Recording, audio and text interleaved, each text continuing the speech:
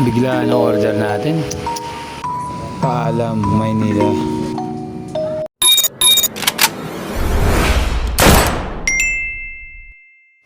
Yo, what's up mga kakamra? Dahil biglaan ang ating order, nandito tayo ngayon sa Terminal 2.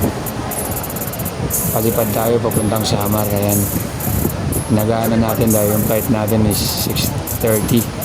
Nandito na tayo ng 4 o'clock ng madaling araw. At ito nga, chinecheck natin kung anong gate tayo mag-standby. Yung gate natin ay doon tayo sa gate 18. At ito na nga yung biglaang order natin. Ito yung sinasabi kong order, biglaan talaga to.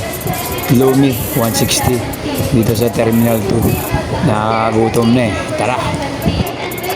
Ito, masarap naman yung biglaang order natin. Nyam nyam nyam nyam.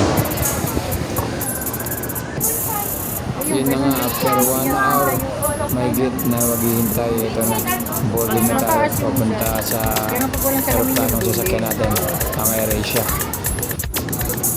Okay, dito na tayo.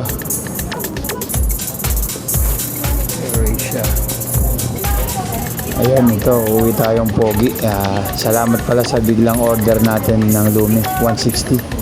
Napakasarap, minit ang tiyan ko, kaya nakaidlip tayo konti. Ito na nga, papasok na tayo sa malaking tutubi ng AirAsia dito sa Terminal 2. At yan, hahanapin na natin ang seat number natin at isisecure natin ang ating mga bagahe para sa safety ng bawat isa. At syempre, kung sasakay tayo ng isang aeroplano ay makinig tayo sa mga safety tips ng stewardess ng AirAsia. Ayan yung mga magandang dilag. Imagine mask like this. Drop from the compartment above your seat. Immediately pull the mask firmly towards you. Place the mask over your nose and mouth with the headband tightly around your head and breathe normally. Place your own mask first before assisting others under your care. Your life vest is under your seat. To use it, put it over your head like this. Clip on the waistband and pull it tight. At the exit before leaving the aircraft, pull the red tag to inflate life vest. Do not inflate your life vest until you are at the exit, as this would slow down the evacuation flow. Okay, ready na tayo to fly high papuntang Tacloban Romualdez Airport. Ayan na, lilipad na tayo. Let's go! Ako'y lumilipad na. Wish! Ako'y lumilipad na.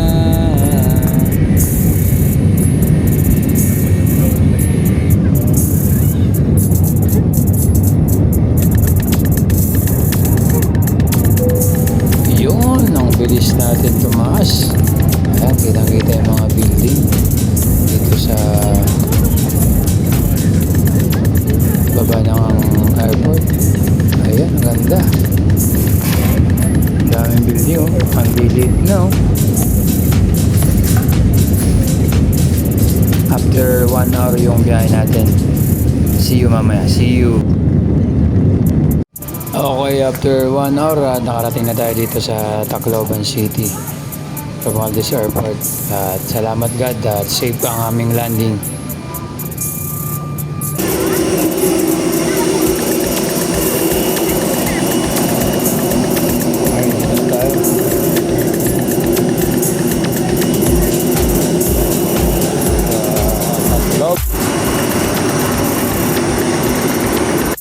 Ngayon, lalakad na tayo palabas ng airport at sasakay tayo ng jeep papuntang Grand Tours para makauwi na tayo agad. Pabiyahe pa tayo ulit ng 3 hours.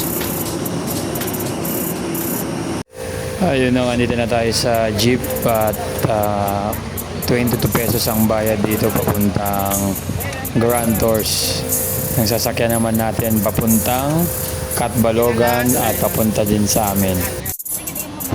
Ayun nga, andito na tayo sa Grand Tours pagkatapos ng ilang minutong biyahe at may nakita pa tayong Bible verse. Ayan, Jeremiah 33.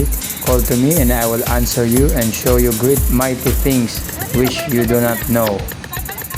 Ayan, biyahe na tayo dito sa minibus ng Grand Tours at after 3 hours pa tayo makakarating sa aming tahanan ng Barangay Tagnaw, Gandara, Western Samar.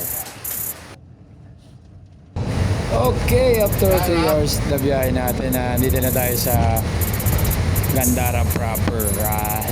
Isang barangay na lang pagkatapos ng Barangay Bunyagan sa amin na Barangay Tagnaw.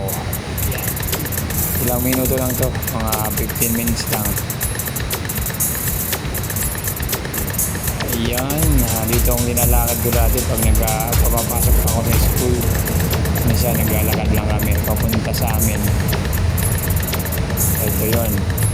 Ayan, dadaanan natin yung bahay ng aking classmate na si Rexy Caroline Tan.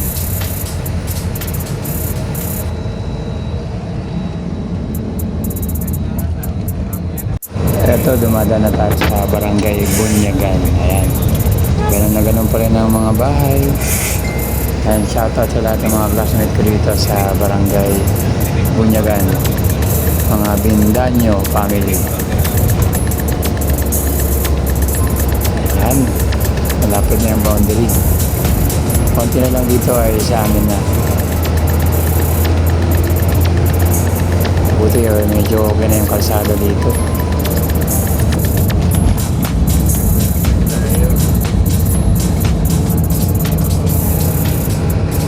Basketball court ako.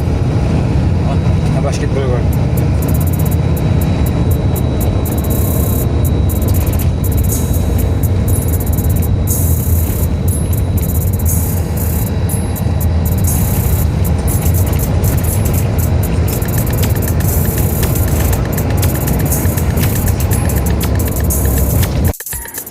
Okay, dito na tayo. Oh, yung bahay ni Mayday, oh. Oh, White House. Dream House. Yan nila ng ate ko. Ito yung mansion namin. Ayan, oh. Ayan. Welcome to Barangay Tagnaw. Like, follow, share ang ating Facebook page ng Ram Hombre TV. And Happy Fiesta, Barangay Tagnaw.